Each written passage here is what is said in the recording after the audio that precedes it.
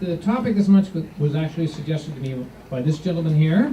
He came up to me at the gym, when I was laboring under some gym thing, and said, "You know what you're going to do?" And I said, "What?" He said, "You're going to do a science cafe about archaeology." I said, "Whatever." And it's National Archaeology Month. He said, I have some working archaeologists who can talk about what it actually means to be an archaeologist in New Hampshire these days, which I thought was actually pretty cool. It's very much so. Yeah, that's a good idea. So we have 3 actual, real, live working archaeologists here to answer our questions.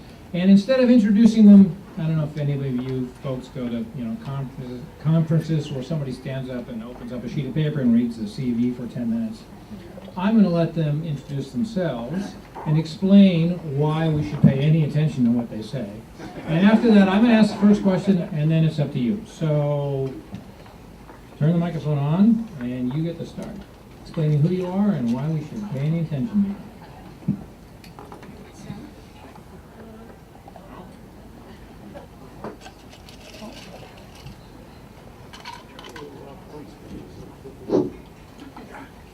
Good evening.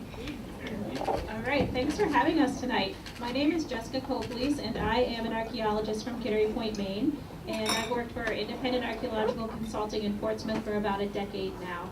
And we are a small cultural resource management firm that does both pre-contact Native American archaeology and Euro-American or historic archaeology.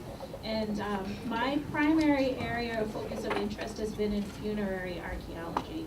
And I've got a number of pretty interesting projects to talk to you about tonight, so please ask lots of great questions for us. My name's Tonya Larkin. I'm from Massachusetts. Closer. You need it. No. You just hold it closer to your mouth. Like this, like an ice Even cream more, cone. like an ice cream cone. My name's Tonya Larkin. I'm from Massachusetts, Wayland to be exact. And I have done a number of projects here in New Hampshire for various archaeologists. I am what you call a consultant. Other archaeologists will dig up bones or plant materials, and then they'll process them in the lab, and then they send them to me to be identified. I also am associated with the Zoo Archaeology Lab at the Peabody Museum at Harvard, where I've prepared skeletons for decades. And I brought just a small number of things that you might like to look at. I also do archaeobotany, and I brought 2 of my books that I use in identifying wood and seeds. I really wish I brought visual aids. Sure. Hi, I'm Peter Leach. I'm a geoarchaeologist, so I have training in both geology and archaeology. And I focus on geophysical prospection in archaeology, so using ground-penetrating radar, magnetometry, you name it, to look what's underground before people dig, and say, hey, if you want to dig empty holes, dig over there. If you want to find something, dig over here. But most of the time, actually, it's a good tool for preservation in place. So, we don't want to dig up the whole world. We want to find out where things are and say, hey, pipeline people, just go over there instead of here. And that way we don't have to put a shovel in the ground as much, and we can kind of try to preserve things. I'm also an underwater archaeologist, but I don't look for shipwrecks. I study Native American sites that were surveyed by sea level rise. So if any of you are interested in the late Pleistocene, sea level low stand and how sea levels have risen over the last 12,000 years, please let me know. Ask questions, put me on the spot.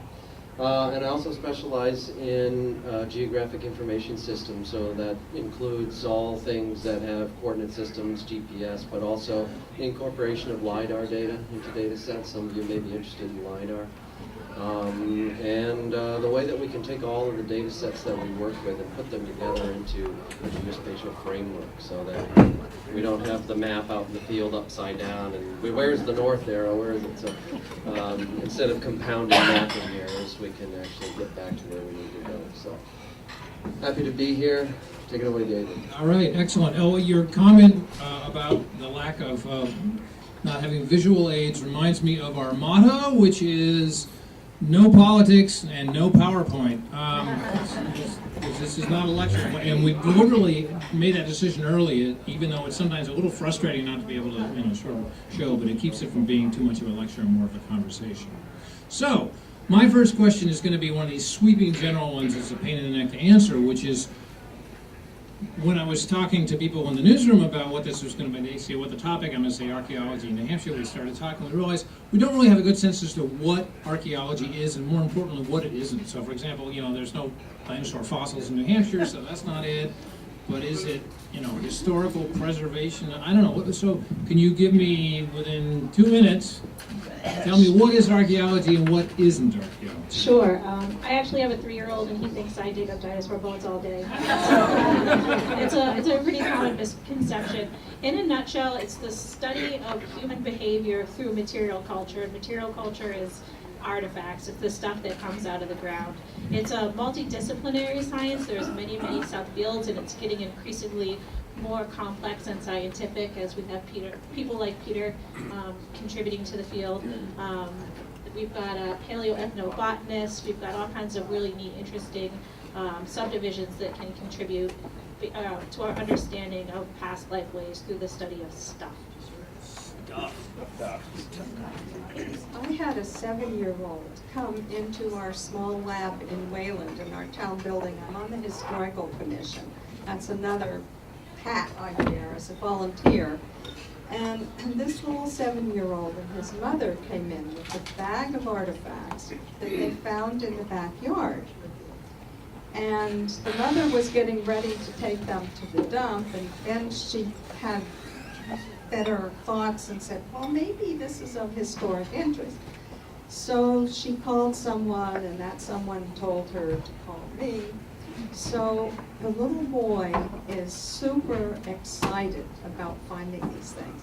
And I was trying to explain to him that archaeology is not just digging up stuff and finding stuff, but it's a very systematic, controlled process. And he just looked at me, and he went back to talking about his mother. I looked at her, and she understood what I was saying, but he was not buying it. He was just digging up and so excited about everything. And I'll contribute to that. I mean, the idea of archaeology, of course, is stuff. What did people make? What did they leave behind? But that's not really all it is. It used to be that way. Catalogs full of artifacts, coffee can tins full of artifacts, things like that. But we've gone beyond that because when you just focus on artifacts alone, you forget about people, and we're interested in people. What did people do in the past? How did they adapt to their environment? How did they deal with the world? Did they make new tools to deal with a new problem? Did they? There's a lot of things like that. And here in New England, we don't have a lot left in archaeological sites. Often we only have the rocks. New England soils are pretty acidic if you look at it from that standpoint. But we look at other things, and one of the things that we do is take artifacts. We take paleo-environmental,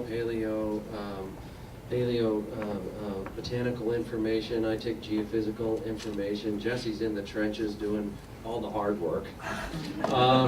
What we do is we take that and we try to combine it into a holistic view of what people were actually doing in the past. Not just what were the sizes of their projectile points, but what were they using these points for. Tonya might take a projectile point that Jesse found, and Jesse excavates extremely carefully because the artifact itself, in a vacuum, if you found it on the floor here, yeah, it looks like a 7,000-year-old projectile point, but out of context, the association of everything else in an archaeological site that's associated with, it's meaningless, or virtually meaningless. And so Jesse can excavate it and carefully control. Of course, I'll go in first, and I won't find artifacts with geophysics, but I'll say, hey, dig over here. That's about it. And Jesse will excavate it super carefully, record everything that's going on, not only where that is in space, X, Y, Z dimension, but all the other things it was associated with. Is it in a soil stain? Is there a charcoal with it? Whatever. Tonya could look at it and say, okay, what we have here is we have an artifact. Jesse's contextual information suggests that it was where it was dropped. And then Tonya can say, wow, let's look at the phytoliths on there. What were they cutting up with that? You know, and other things like that. So archaeology really is a study of people, but it's also the study of the human condition, how everyone in different environments adapted in different ways, how different tools show up, and how people you know, kind of go about their lives and make a living just like we do today. Cool. All right. I'll just say one other thing. I don't do phytoliths. There are macrofossils and microfossils in my field. And you're trained in one or the other, and sometimes people do both. But you need a laboratory and chemical extraction facilities to do microfossils, like pollen. You can't see a pollen grain. So you have to go through this other type of process. Macrofossils that I deal with are seeds, nutshell, wood, and things that you can see with the naked eye or with a low-powered microscope. So that's just a little difference I'd like to tell you about. All right, question. Let's start right over there. Wait for the microphone behind you. It's coming. Remember, it's on. Hold it really close to you. So this is a loaded question because I'm also an archaeologist, but for those that are not, I was wondering if you could expand a little bit more on the idea that archaeology also borrows from other disciplines and answering the questions that we have about human past.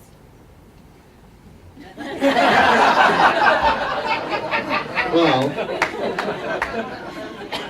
thanks, honey. That's my wife.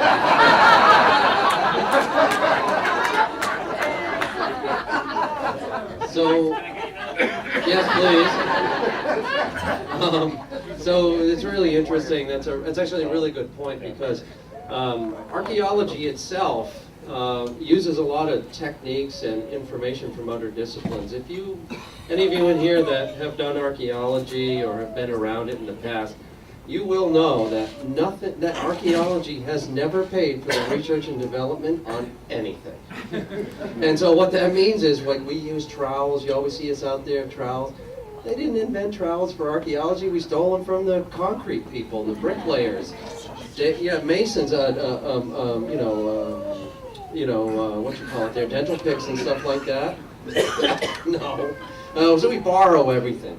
And that's not just equipment-wise, it's theory-wise, it's equipment-wise. So one of the things that we study, at least in the North American perspective, the North American school of archaeology, is that we're all anthropologists. Archaeology is anthropology or it's nothing. And that's kind of the credo that we kind of learned as we were growing up. And what that means is that it's an attempt to make us stop trying to think just about stuff and forget about people.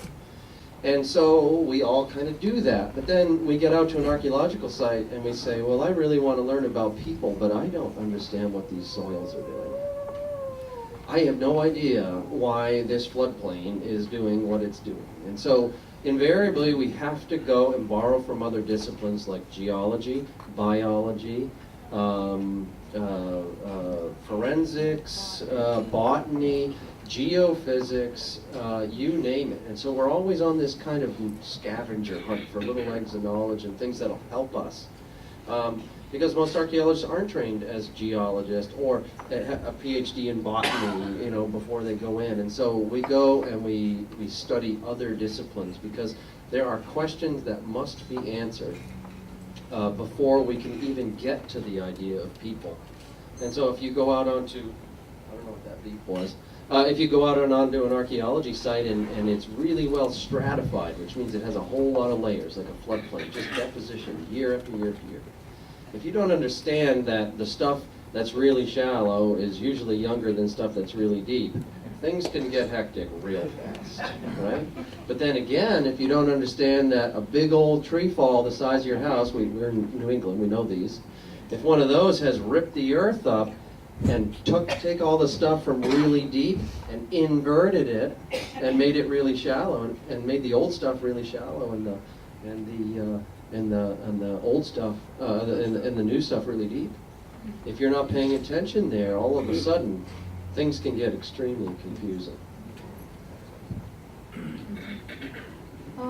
In my experience identifying small bones and such, it's really helpful to have colleagues who are specialists. Like I've worked with herpetologists, mammalogists, and fish people, and I find that the best data results from working with other people who are specialists in their field.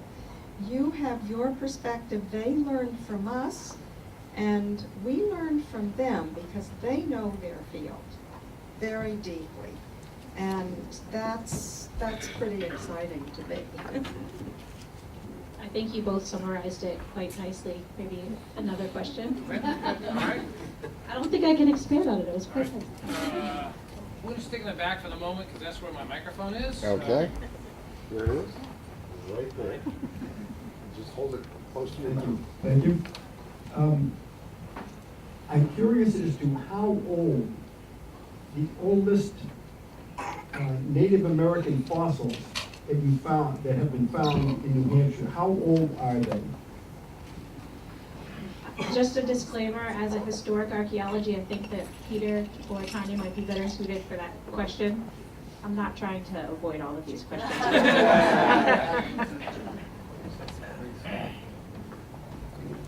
I did a project a few years back with Bob Goodby, who teaches at Franklin Pierce College.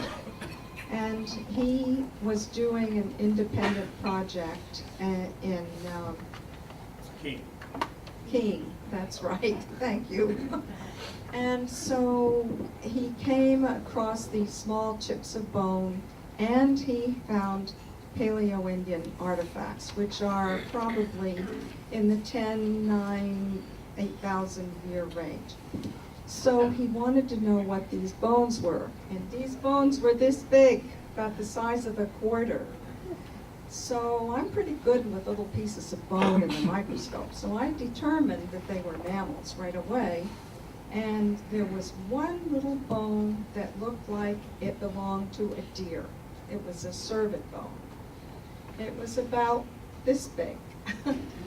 And so I consulted with Art Spies, who did his PhD in caribou bones. And I asked Art to look at it.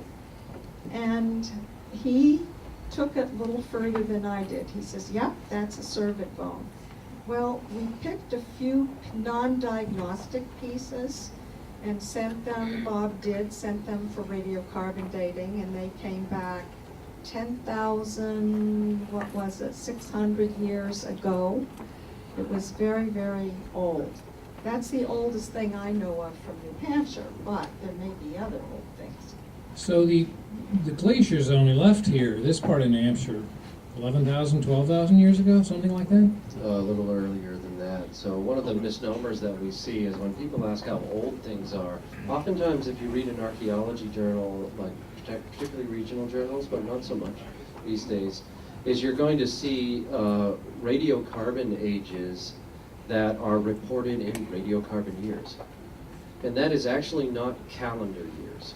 And so if something says, so this is interesting, if you ever see this, you'll see something that says 12,500 years, 14C YDP. That's 12,500 years old radiocarbon years before present. But it turns out radiocarbon dating is absolutely rock solid technique. I don't care what anyone says on the internet. But the radiocarbon, the interesting thing is that the Earth, over the years, in the Earth's environment, has created variable levels of radioactive carbon, so carbon-14. And it's not been constant. And there are a lot of variables in there that I'd have to go back to your textbook to remember. But The idea is that radiocarbon years before present are not calendar years before present, and so I would literally have to have software in front of me to say what the real date is, but you might be looking 12,500 radiocarbon years may equate to something like 14,000 years, calendar years. And that's the big distinction, and early on, if you're reading older articles, people never made that distinction. It's very, very confusing, because there could be thousands of years of difference. But I also wanted to point out that the term fossil in this context is a misnomer, because fossilization implies the replacement of organic material with inorganic material. So in this context, you could probably get away with saying subfossil assemblages, which means ancient assemblages, but they have not been lithified. But I think you'll probably find that in this region, a lot of the sites pile up around 11,000 years ago, but you might be able to find, and you could talk to Dick Bovair about this, who's right over there, but not one of our panelists, so he doesn't count tonight. You're welcome, Dick. You might find you're looking at 13,000, something like that, 13,500 years ago, and that may be the earliest evidence of Native American occupation of northern New England. And that would have been very soon after the glaciers left? Well, no, I mean, it would have been pretty close, but the glaciers passed the current coastline somewhere around 15,000 calendar years ago, retreated from the southeast to the northwest. But there's another variable there that's very, very interesting, in that if you look back at the time that the glaciers left, as soon as they left, sea levels rose very, very quickly, to the fact that anyone here know where Bangor, Maine is? So Bangor, Maine had 200 feet of water over it. And if you go up there and look at some of the gravel pits, you'll see a whole bunch of blue clay that does not belong north of Bangor, Maine. But anyways, what ended up happening after that? Imagine taking a mattress, a really nice mattress, like one of those ones that conforms to your body, and then you put a bowling ball on it. Like, that's the glacier, and it pushes the ice down. I mean, it pushes the landscape down. In fact, glacial ice is so thick. Sorry, I don't mean to take over here. I'm going off on a tangent. I do this. It'll come around. It'll be relevant.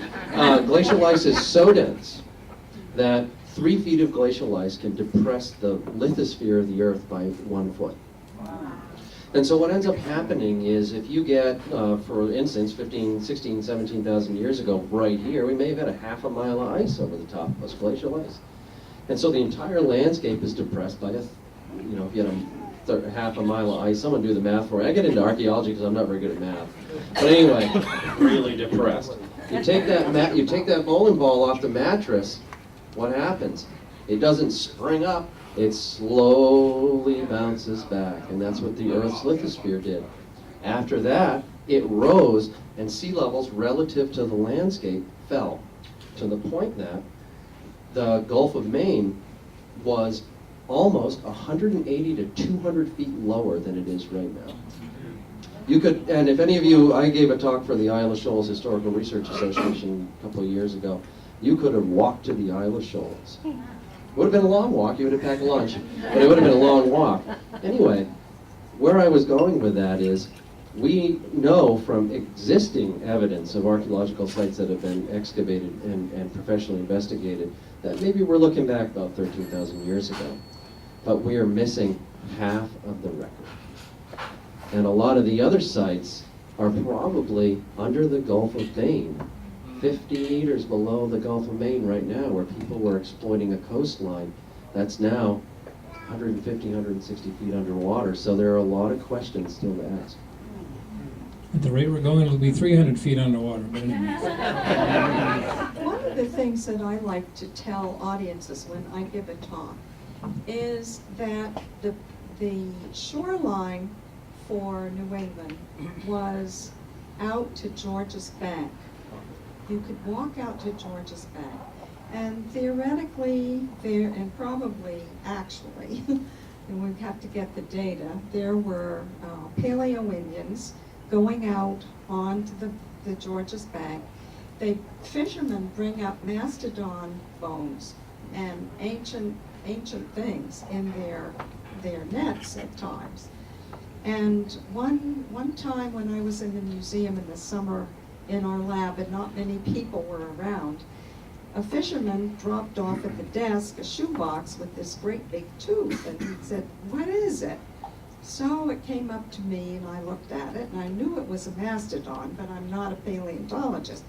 So I went over to the paleontology department and I said to the curator, tell me about this tooth.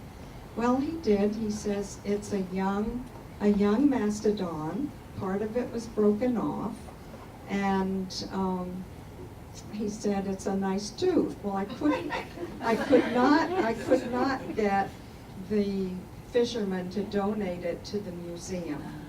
But because it came up out of salt water and he hadn't soaked it in fresh water, it started to exfoliate. Little pieces of it started to come off.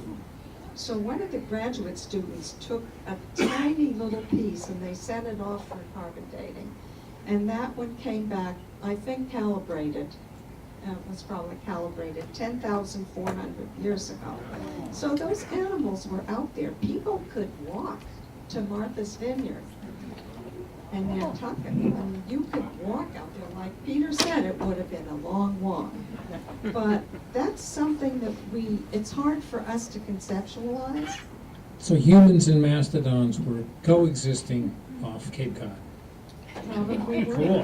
Very And let me tell you, the Narragansett Indians are very, very interested in any underwater work that's done if the windmills are built, because they feel sure from oral tradition that there were people out there and they're waiting to see. The tribal preservation officer told me he's waiting to see what comes up. Yeah, All we'll right, go back another here. question we got back there. Are there any active, I'll say, New England archaeological sites now? We conduct archaeology almost on a daily basis. This is the beginning of our field season. It generally runs from about mid-April when the ground thaws and the soils are dry enough to screen through, we really like to be wrapped up by Christmas. Archaeology is done in different phases, and I'll try to keep it really simple and basic. We start out with something called a Phase 1A archaeological sensitivity assessment. And that's when we're out in the spring, we're putting our boots on the ground, and we're assisting clients in determining whether they're likely to have an area that has archaeological potential on their project. And if we do find that an area is archaeologically sensitive, we recommend something called a Phase 1B, and that's an intensive level survey where we actually go out, we dig. And we have a number of Phase 1Bs scheduled for the next month or so, and a couple phase 2 projects, which are what you think of as a typical archaeological excavation, where you've got the big blocks open and we're looking to expose larger areas or portions of sites. So it's a common misconception that archaeology is sort of archaic and it only happens in academia, but it's ongoing and happening frequently in New Hampshire. So when you say your clients, your customers, the people who are paying you to do this, who are they? Exactly.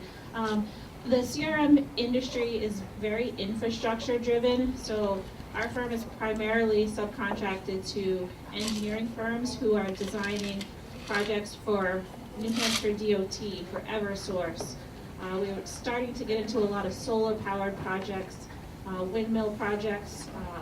You really name it. It's all related to highways and power mostly.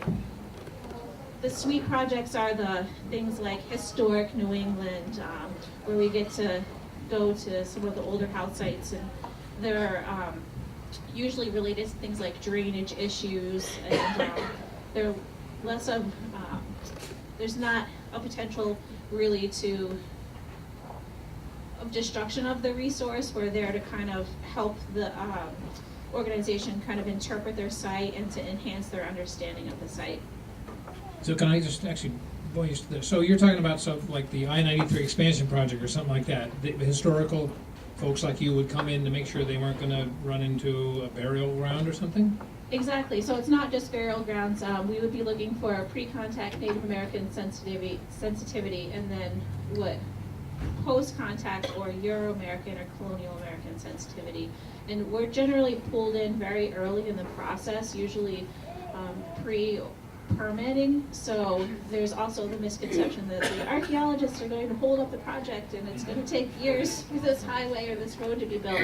But the chances are the archaeology was done 10 years prior to that highway improvement project. The only thing that really slows down or causes any type of wrinkles is unanticipated discoveries during construction. That's generally things like the discovery of human remains. It can kind of slow things down a bit. We'll talk about human remains later. The one thing that, so Jesse and me in a previous life worked in cultural resource management. And the idea is that it's just not that the archaeologists kind of show up with their lunch boxes and things and, you know, like ambulance chasers or something. The idea is, though, that any project in the U.S. that is federally licensed, funded, or permitted has to allocate a certain portion of its budget to do archaeology. So there are a lot of people in the world, and you probably all know one or two of them, that would rather pave the world than preserve something that is under the ground that they can't see with their own eyes. And so what Jesse does on a daily basis is go out there and make sure that that culture history, that irreplaceable archaeological sites are not destroyed. So it's a really honorable field. Yeah, so archaeological sites are finite and they're non-renewable. So what we're really out to how to do is just to capture that information before it's either destroyed. And it's not always necessarily destroyed. There are generally avoidance is the least cost effective way for clients to deal with archaeological resources. So instead of installing a pole right in the middle of a site, they can shift it 100 yards to the north and therefore avoid the site. If in the event that we do find an archaeological site within a project area and it cannot be avoided, we do something which is a data recovery, and that would be either excavating a very large portion of the site, and there's also a lot of background and research involved in it as well. Those could be quite interesting projects. One of the more recent developments, I guess I'll say, that's cropped up has been the presence of ceremonial landscapes that belonging to Native Americans. And have either of you run into that issue? Because I know on FERC projects that some Native tribes have to be involved in the surveys. Have either of you run into that? A long time ago I did, but I imagine Jesse has more experience. We talk a little bit about view sheds, particularly with transmission corridors, whether or not it's going to basically become a blemish on the landscape. And so they are considered for transmission corridors, cell phone towers, any project that's going to have a very tall vertical impact. But not too often. I feel like I'm the wrong person to answer this question. Architectural historians and architectural people who look at things like rural landscapes, it generally comes up more, I think, in their subdiscipline. Well, in my experience in our town, I'm on the historical commission, and we have some ceremonial landscapes in our town. And Native people are the only ones that can recognize them. I certainly have a tough time recognizing them. Perhaps a goofy question, but do you ever daydream if you were living 10,000 years in the future, and where would you want to dig on this earth, and what would you find? Just as you're daydreaming. That's a really fun question, and I've actually never daydreamed about that. That's a... Are you going to bring privies into it? Yes. The restrooms at Rye Beach.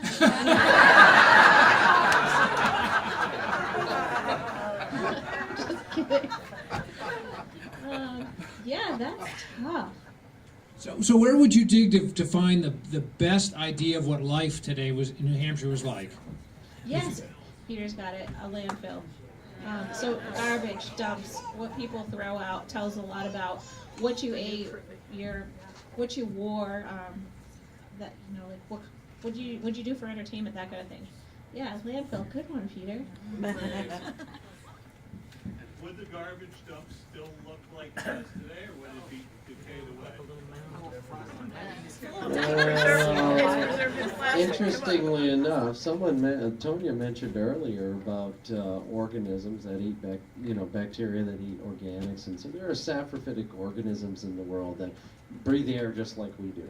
And when you cut that air source off, they can't live anymore. And so in certain environments, in archaeology, there are certain environments that actually preserve archaeological materials really well. Go down into the southwest and find 6,000, 8,000-year-old sandals.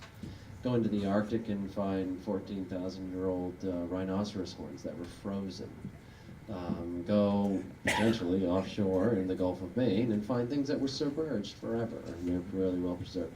So if you look at some research, I don't know if it's Bill Rathje that maybe presented this. There's some garbology archaeology, in fact.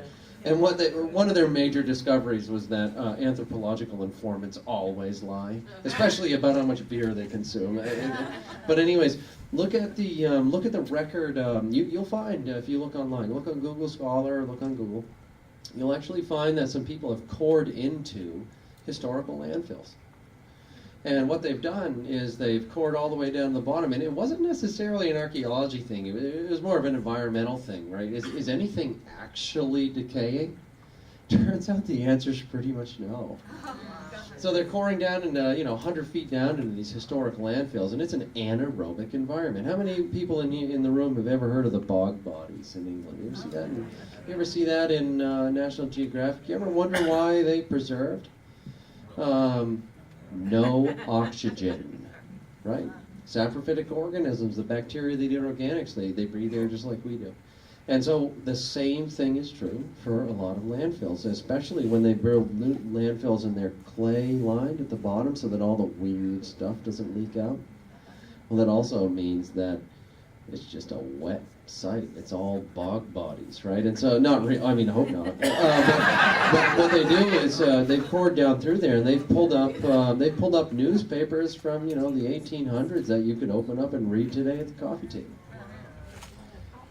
Hot dogs, yeah, because we all know about hot dogs and Twinkies. But the idea is that there's nothing natural about those environments, and so the natural things in the environment that break stuff down, there's just the stasis of those organisms in that environment, and so things preserve very, very well. And the idea is in a landfill 10,000 years from now, aside from all other things being equal, the best science statement ever, you could actually potentially get back and read the newspapers from those earlier times, and so I think that would be the most interesting place to have it. Articles? Yeah, I think no one ever throws away archaeology articles, so you're not going to have any luck there. And I think reference to newspapers is sort of a high point, so we might end it there. So I think that's it. If you would join me in thanking our panelists for giving us